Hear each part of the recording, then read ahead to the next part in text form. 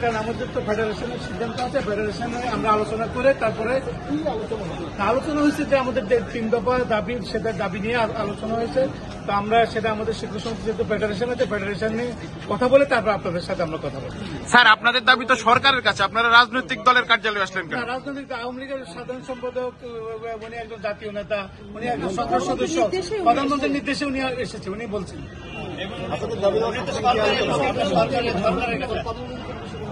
আমরা নিজেরা ফেডারেশনের সভা করে আমরা সিদ্ধান্ত নেব।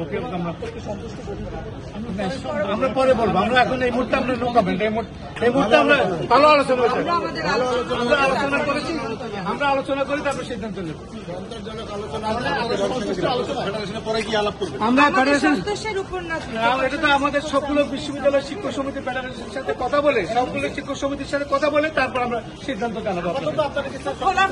আমাদের খোলামেলা আলোচনা হয়েছে, যেহেতু আমাদের আওয়ামী লীগের সাধারণ সম্পাদক, উনি রাষ্ট্রের সেকেন্ড ম্যান, ওনার সাথে আমাদের আলোচনা হয়েছে। উনি নির্দেশ অনুযায়ী উনি এখানে এসেছেন। আর আমরা একটু দাঁড়াবো না, দরকার নেই।